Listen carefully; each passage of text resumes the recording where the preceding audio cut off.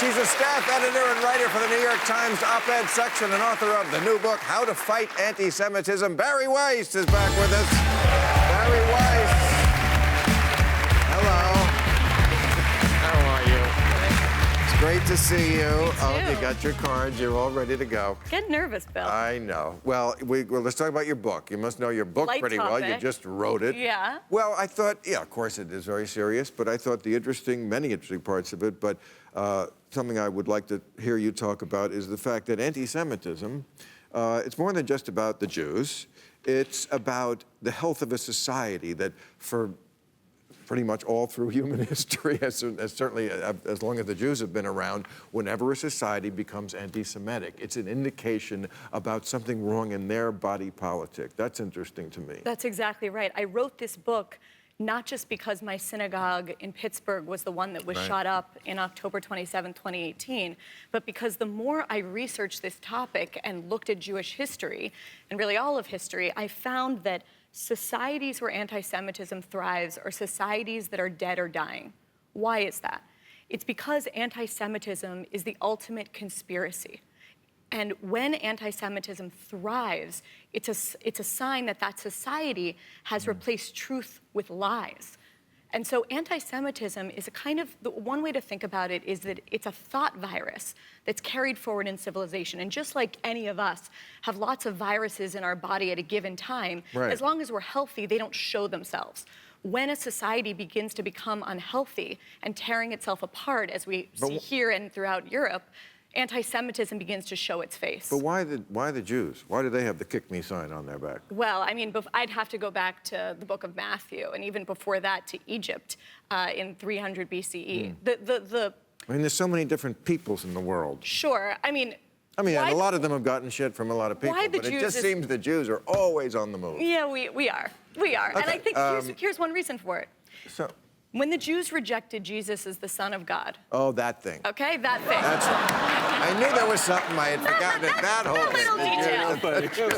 Little detail. Always comes back to him and his bad day. No, but just think about it. Just think about it for one second. So, if you look at the idea that the Jews get the tiny Jews get the most powerful empire in the world, the Roman Empire, to do their bidding by killing Jesus.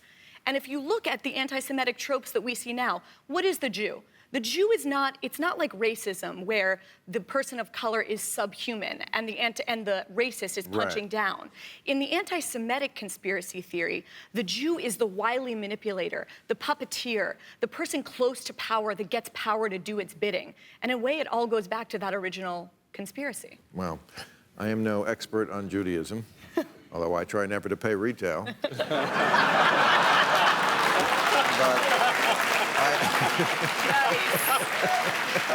You and me both, brother. But You're gonna get in trouble for that. I'm excited. Like I could give a fuck. Like this week will be different. But you also make the point that they're kind of getting at the Jews are from both sides. I mean, there was always the right, the fascists. They always had a thing out for the Jews. But, in the last 20, 30 years, it's also been the left. And, I mean, you talk about how being anti-Semitic now is survivable in American politics. Well, it's certainly survivable in European politics. I mean, just look at the Labour Party, which is run by an anti-Semite, Jeremy Corbyn, who's transformed, one of the most important political parties in his image. One Jew. Isn't that great? One Jew. But look what's happening. I mean, my fear is that that sort of thing could be happening in the Democratic Party. And I see that in the squad that you and Michael were talking about before, where, unfortunately, some members of the squad support the BDS movement against Israel, which seeks nothing less than the elimination of any Jewish state between the Jordan River and the Mediterranean Sea. I mean, I'm sure people are going to say, hey, you're all talking about this when just this week, Bibi Netanyahu was talking about annexing parts of the West Bank, which I'm not sure if I think that's a great idea. But, they have had 70 years to do something, to come up with a peace deal. If there wasn't this incessant hostility, yes, it's a terrible situation. Both sides have a claim to the land. The Jews 70 years ago were like, let's share it. Right. They were like, no, we want to kill all of you.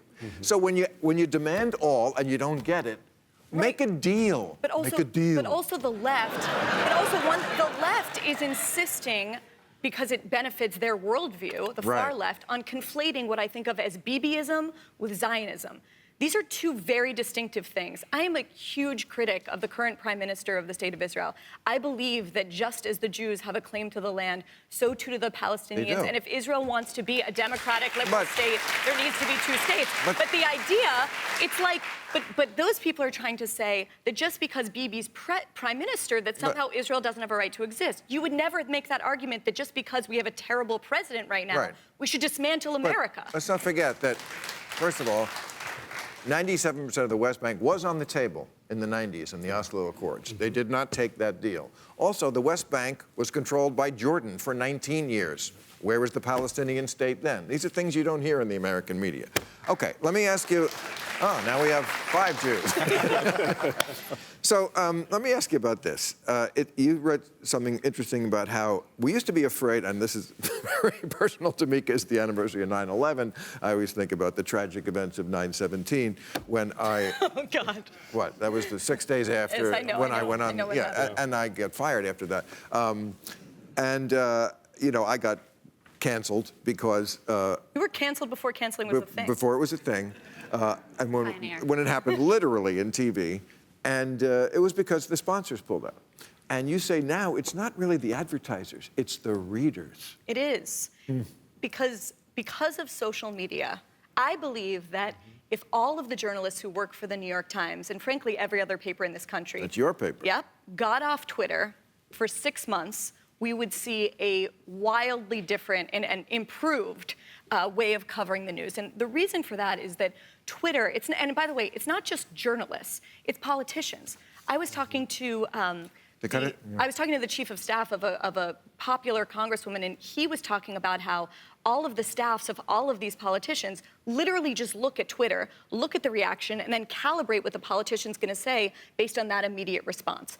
And the same thing, I think, is happening in journalism, which is that we're looking to what enrages readers. And frankly, if you're a normal human being, you don't want to step into a minefield. I mean, with exceptions. We all have. But yeah, I mean, but that is the problem, is that because we have just this immediate reader response, I fear that it's sort of corrupting the work that we do. Frankly, the answer is that people should be able to step into the minefield. Of course. Fearlessly. Because unless we stand up to Twitter and that mob, nothing is going to change. And Trump is going to get reelected because he makes Twitter his bitch.